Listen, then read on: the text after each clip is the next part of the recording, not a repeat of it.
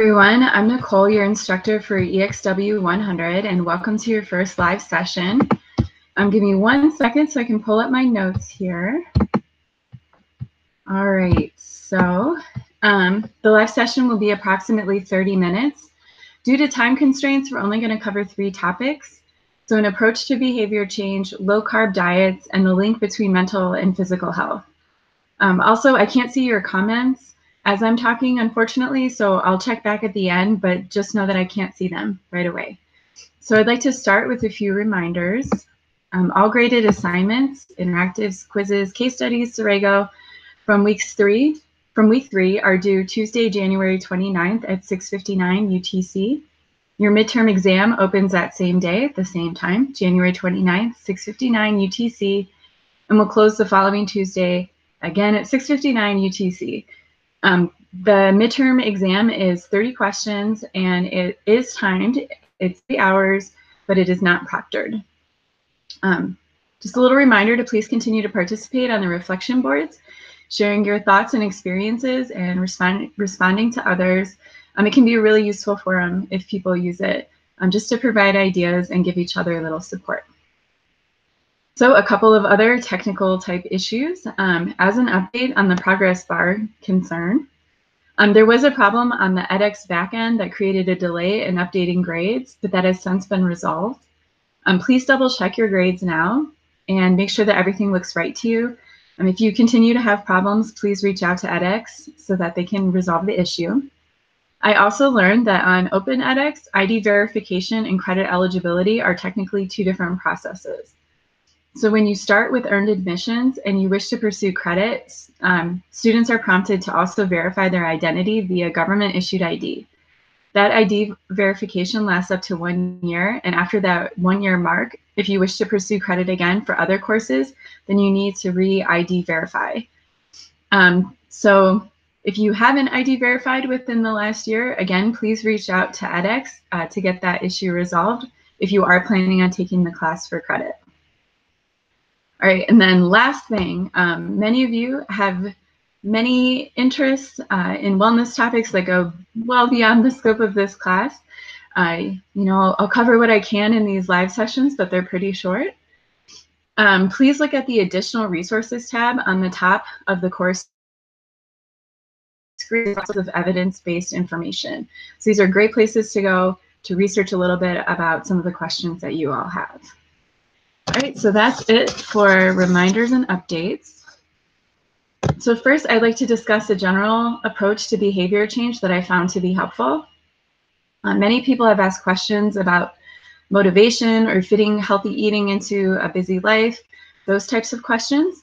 I can give suggestions, but the best thing to do is to follow a research-like method of trying out approaches to address the issues that you're experiencing. So this is something that we say in WIC all the time. So again, WIC is Women, Infants, and Children's. It's a nutrition education and supplemental food program. And we do nutrition education with moms and their small children. And we always say that moms are the experts of their own lives. So we don't dictate things to them. You can offer some suggestions, but in the end, what you're trying to do is help those people get to a point where they find a solution that fits their concern. You can't make people be concerned about things that they're not concerned about, and you can't give people answers necessarily to their questions. You can just give suggestions. So you are the expert of your life, only you know what works best for you, and vice versa about other people. So motivation in particular is highly individual, and it can take a bit of time and thought to determine what is truly important to you and what is really going to drive you into action. A lot of times what we think is our primary motivation is not true, and so you have to kind of go back and reassess. The promise of a healthier distant future or longer life in particular, which is how we often phrase things in public health, doesn't really work for most people. And so it's important to be honest with yourself. So what is really the motivating force for making a change? Is it looks? So, including things like stronger hair and nails, less acne, things like that, just being thinner. Is it being able to play with your kids without getting winded or tired? Is it to set a good example for your kids because you want them to have an easier, healthier life than you did? You know, is it to avoid chronic disease, especially if you have a family history? So just thinking a little bit deeper about why really do you want to follow a healthy diet? And if it's just because you know that you should, that's probably not going to do it. So if you can take a little bit of time and work on that, it's really important. And then just keep reminding yourself of what that end goal, what that motivation really is. So beyond that, it's important to set realistic goals that are achievable to create a feeling of success. So what I always tell people is choose the low-hanging fruit of behavior changes. So what is the easiest thing for you to tackle first? For a lot of people, if you're a soda drinker, it's cutting out soda. That's not true for everyone, but that's often the easiest way to make a really healthy change, cut out a lot of sugar in your diet. But for someone else, maybe low-hanging fruit is packing snacks. So you're not really changing your meals, but now instead of eating chips, you're having cut vegetables for snacks, things like that. So just, you know, take the time to really think about it, what it would be the easiest change for you to make. And then you can build upon those successes. And that's generally going to help keep you motivated as well, too, right? So when people feel like they've set a goal that is way too high and they haven't met it, then a lot of times you can get a feeling of failure. And often happens people feel like, well, you know, I failed, you know, I'm just gonna give up. And instead of, you know, setting these much smaller goals and being able to succeed, highly motivating to set another goal and then to keep building on those small successes. So along those lines, when thinking about setting goals, try to think broadly. So remember the social ecological model from week 1. Relying on self-discipline alone is really hard. And I know that there is a lot of emphasis on, you know, just being able to have self-control and all of that kind of thing, but it's really hard. And so try to think about changing your environment to address issues address issues related to your social circle. So, you know, stop buying those snacks. Stop walking by a place that you know, your favorite cupcake shop or whatever. Try to make it so that making that healthy choice is as easy as possible. You know, try to get your friends on board and have them support you in making those changes. You know, as much as you can, you know, just try to create an environment and work with people so that it's easy to make that healthy change. Again, because you want to have success and you want to build on those successes. All right, so now to get a little bit more into the process of setting and assessing behavior change goals. First off, it's good to treat behavior change like a series of little self-experiments. And so what you're gonna do is first choose an area that you'd like to work on. So let's say that's improving your diet. So then for maybe a week, you can go ahead and make observations on yourself in that area. So when do you eat well? When do you make less good choices? Are you stressed, bored when you're making those less healthy choices? You can see where we were going with the reflection board questions for week 2. What's available to eat? What times of day do you eat? All of those kinds of things. Just, you know, keep a little notebook, or if you can do it in your head, just mentally, and make several observations on yourself about what it is basically that makes you make unhealthy choices, and what is it that helps you make healthy choices. So after you've gone through that whole process, you can choose a specific behavior within that broader topic that you'd like to address. So let's say that you eat healthy meals, but you make less healthy snack choices when you're at school. So then you want to make a hypothesis of what might be effective, like preparing and bringing healthy snacks with you. Okay, and then from there, you want to evaluate your hypothesis. So did preparing snacks help? And again, you want to keep doing these self-observations on yourself to determine whether it is effective. So did preparing snacks help? Did you even prepare the snacks in the first place? You know, is there a barrier to doing that? Like, do you feel like you don't have enough, like you decided you were going to prepare snacks on Sunday night, but you always go out with your friends on Sunday night, and then you come home and you're tired and you don't want to do it. So are you even taking that first step? And then what can you change to be able to make that first step? So do you have the snacks, but you are so hungry that your carrot sticks and almonds don't sound good and you end up going out for fast food? You know, just how is it going? Are you meeting your goals? Why or why not? And just spending a lot of time paying attention to that. So then you want to make, if you weren't successful, you want to make another hypothesis and then retest. And if you were successful, you want to keep evaluating your first approach to behavior change to make sure that it continues working. So maybe in our example, maybe you decide that skipping breakfast is really the root of the problem.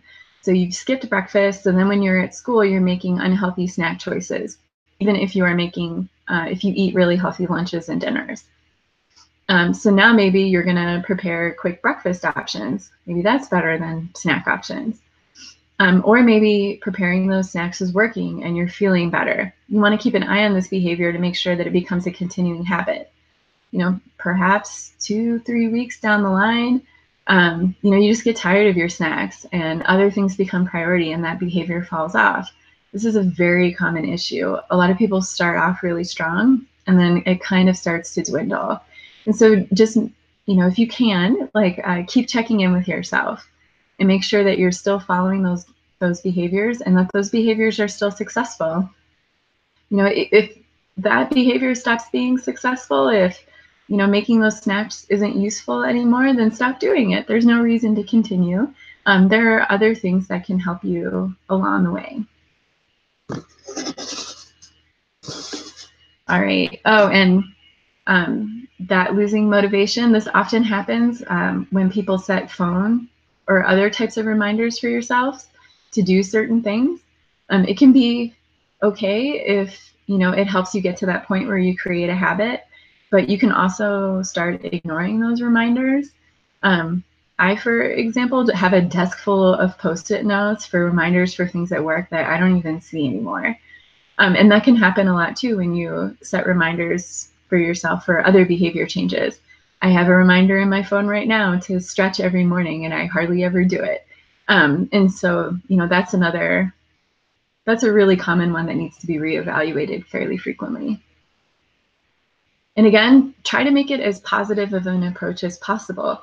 So starting with those incremental small changes, building on successes, not doing too much at once, and not being too hard on yourself if you don't follow those goals, right? So all that you're doing is setting out a hypothesis, and that hypothesis may or may not work. And that doesn't mean that you've failed. That doesn't mean that you've done anything wrong. It just means you need a new approach. So, you know, really just taking this positive attitude. It's all about self-experimentation. I found that is the best way to create sustainable changes. So that's my theory on behavior change approach. So now we'll move on to ketogenic and other low-carb diets like Atkins and Paleo. So the question that I actually received was how to talk to family or friends about these types of diets. And the short answer is that I usually don't. So again, when we were talking about earlier with motivation, and you are the expert of your life and I can't motivate you, all I can do is kind of help you through the process. The same thing goes for these types of diets. A lot of people believe that they're really going to work for them, and they start off really gung-ho, really strong. They really believe in it.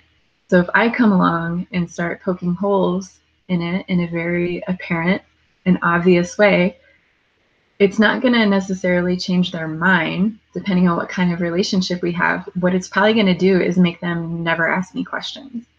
And what you want to be in these situations is a resource for people. You don't want to tell them what to do. That doesn't work. But be available, be a resource. So for example, or just for me, those in my circle know that I'm a dietitian. And I do usually just wait for them to ask me a question. But often, you know, they'll start talking about diets, and I may throw in a couple of comments here and there, really just reflections like, wow, it sounds like you're putting a lot of effort into that diet. How's it going? You know, and just trying to get them to think about their experience a little bit more. Once they stop following that diet, you know, don't throw it in their face. Don't make a big issue about it. You know, again, they tried a hypothesis that did or did not work, and that doesn't mean anything about them. You don't need to make them feel bad about it. But again, asking those questions sometimes brings up concerns for them that you can then address in a very kind way. So for example, I have two friends that are off and on keto all the time. And one of the things that they've talked to me about is how they're always constipated, right? And so that gives me an in to talk about whole grains and fiber and all of that kind of good stuff to get them thinking about it. Now, of these two friends, only one of them has decided that she's going to stop doing keto and just go on a healthy diet. But now it's something that they think about. And, you know, one of them has started putting psyllium husks in smoothies in the morning, you know, things like that. So you can at least make some small changes and help people along in that way. But again, it's totally up to them what they decide to do. So now I'd like to talk a little bit about low-carb diets and the research around them in general, just so you guys have a good idea if you are going to talk to people, what's out there, and you know if they're good or not good diets. The ketogenic diet is controversial. The basis is to drastically reduce carbohydrates from anywhere from 50 grams to below 20 grams per day, which is a little bit more than 1 to 3 servings of grains, fruit, or dairy. It's also high fat and moderate protein. So carbohydrates, specifically glucose, are your body's preferred fuel and generally get burned first. So when your body runs out of carbs, it reduces the release of insulin, which leads to fat being released from your fat cells. In your liver, fat is converted to ketones that can be used as energy by your muscles and your tissues. So when you lose weight or you exercise a lot, small amounts of ketones are going to be in your bloodstream. So this isn't necessarily an uncommon situation to have ketones floating around in your body. For people with diabetes, ketones can build up to dangerously high levels that can lead to ketoacidosis based on their body not being able to produce enough insulin. This can be really dangerous and lead to a coma. Often with these diets, unless people are very extreme about it, this isn't really a concern. But it's just something to keep in the back of your mind. Much of the research on ketogenic diets is on the therapeutic use of the diet for children with epilepsy. So the diet can be helpful in controlling seizures, although the mechanism of how it does that is unknown. There is a growing body of research on the ketogenic diet and weight loss and other health indicators. The diet has been shown in some studies to be effective in initial weight loss, particularly in obese individuals. This is generally attributed to water loss, which can be as high as 4 to 12 pounds in the first 1 to 2 weeks. So again, a lot of the weight loss might just be water and not necessarily fat. So that's just something to keep in mind, but it has been shown to be effective in some studies. So glycogen, which is the form of glucose stored in muscles, holds onto water, and the loss of glycogen can lead to dehydration and muscle cramps. So again, that's where that extra water is coming from, is from the loss of glycogen. There is less data on its effective long-term use. I did find a meta-analysis of 13 studies with 12 or more months of follow-up. Weight loss was higher in low-carb versus low-fat diets. In studies of weight loss in low-carb diets, okay, sorry about that. The meta-analysis did not account for adherence to the diet, including matching calorie restrictions between diet types. But again, it did show that weight loss was higher with low-carb versus a low-fat diet. That doesn't mean that low-carb diets are superior. You know, if you have a well-balanced diet that is not necessarily just low-fat, who knows? There's no study out there just yet. But just to show that there are some positive benefits that have been shown. It is proposed that more lose weight on a higher fat protein diet because these macronutrients are more filling and take longer to digest, so that could curb appetite. that's one of the factors behind possibly having diets that are higher in fat and protein versus carbs help you lose weight. There's also some research into the impact of a ketogenic diet on heart disease risk factors like cholesterol levels, as well as blood sugar control. Some studies have been promising, but there's no consensus yet. So you can imagine why the ketogenic diet, why they would want to do research, especially in terms of heart disease. It's general consensus that, a high-fat diet has some relationship with heart disease. And so if all these people are on these high-fat diets, then, there's a concern that it would increase the risk of heart disease. And as well as with diabetes, because you would think the opposite, right? These high-fat, high-protein diets, you'd wonder, is that really good for people who have diabetes, whose bodies process carbohydrates in a less effective way? But again, the consensus is still, there is no consensus yet. It's still out there. There's a lot of interest, a lot of new research, so we'll see how it turns out soon. But it's not definitively that the ketogenic diet is better or worse in either of those situations. So the diet is not generally recommended for adults for a couple of reasons. It is a really tough diet to stick to, and most people who go back to eating more carbs gain the weight as quickly as they lost it. There's growing evidence that weight cycling, so that process of gaining and losing weight, is actually harder on your body than just being overweight. And so the ketogenic diet, because it's a tough one to stay on for many of the reasons that you guys have brought up in week 2, family, friends, events, what's available out in your environment. If you're not sticking to it, you're losing a lot of weight. It's mostly from glycogen stores anyway, if you're only sticking to it for a short period of time. And then you start eating those carbs again, then you just gain it all back. And that's tough for your body to process. So besides weight cycling concerns and related to water loss, low carb diets may contribute to nutrient deficiencies, namely electrolytes like magnesium and potassium. So hypoglycemia or low blood sugar, stomach distress, and impaired cognition are concerns. The ketogenic diet, like a lot of diets, you just have to be really careful with and follow very closely recommendations from a reputable source to do it right. And a lot of these things take a lot of planning. And so if they're not done quite right and you're not watching all of these different areas, then they can be a little bit dangerous. It can be hard on your body. So again, electrolytes, hypoglycemia, things like that are just things to look out for. Again, glucose is the brain's preferred fuel. So it's thought that impaired cognition could also be linked to nerve cell damage when ketones are the primary energy source. So that's just another little concern. So again, just if you want to do a ketogenic diet, just be careful and always discuss any major diet changes with a healthcare professional so that they can follow up on some of these concerns. And just keep an eye on you to make sure that everything is going well, because you don't want to accidentally hurt yourself, which there is some potential for. All right, so now we're going to get to the mental health links to physical health. So we will be covering stress in week 4, which touches on some of these concepts. Mental and physical health are linked in a number of ways, many that function as feedback loops. And this can contribute to your overall health spiraling up or spiraling a little bit down.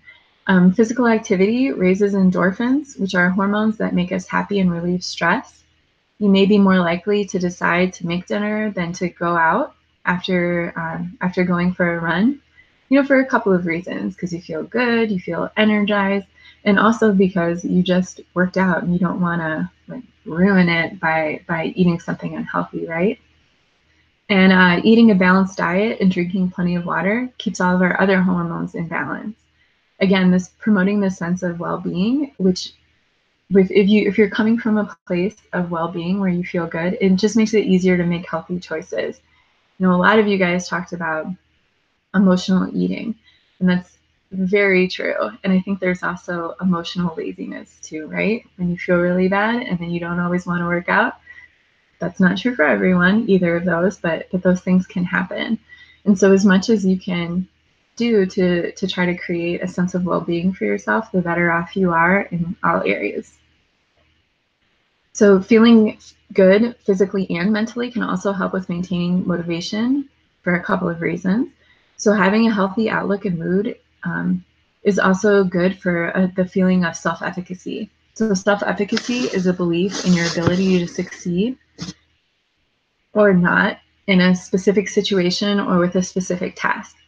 So if you're stressed or depressed, you're less likely to believe or want to work on making healthy changes. Also, many people are emotional eaters, as I mentioned, and so it can be tough to choose to go for a hike or eat what you planned rather than drowning your sorrows in cake if you had a really rough day. So managing your stress, managing your mental health is really important for your physical health, and just based on the choices that people tend to make. So these relationships are significant. Depression has been linked to the development of type 2 diabetes and heart disease, and anxiety has been linked to thyroid diseases, respiratory disease, gastrointestinal disease, arthritis, allergies, and migraines. So the mechanisms behind why these things are linked are not well understood at the moment, but there are connections between those mental states and those physical chronic disease conditions. There is something called the gut-brain axis, and this refers to the biochemical signaling that occurs between the GI tract and your central nervous system. So your GI tract includes all the parts of your body that food passes through on its way in and on its way out. And the central nervous system includes the brain and the spinal cord. So the type of gut bacteria, or your gut microbiome, as you may have heard about it, can affect the signals that your GI tract sends to your brain, which can ultimately affect your health. So preliminary studies have linked a less diverse gut microbiome to an increased risk of obesity and diabetes. So what you eat, antibiotics, and stress all play a significant part in the makeup of your microbiome. Obviously, stress and antibiotics decrease the variety and the types of bacteria that you have in your stomach, and then eating a healthy diet full of pre and probiotics supports a healthier, more diverse microbiome. So, and then just to point it out, if you're unfamiliar with the term, so prebiotics are foods that are high in fiber. So things like tougher vegetables, dark leafy greens like kale, broccoli, things like that tend to be really high in fiber. Whole grains and other types of foods that feed probiotics. And again, it's mostly those insoluble fibers. So probiotics mostly come from fermented foods like yogurts, some cheeses, sauerkraut, kimchi, any of those kinds of fermented items. Kombucha is another good one. And so those can also be very helpful to your gut health. And so that's all I have planned for today. Let me just jump back real quick and see if there's any comments. All right, and I don't see any comments right now, so I'm going to go ahead and stop the broadcast. Thank you all for watching. I hope you got something out of it. Thanks. Bye-bye.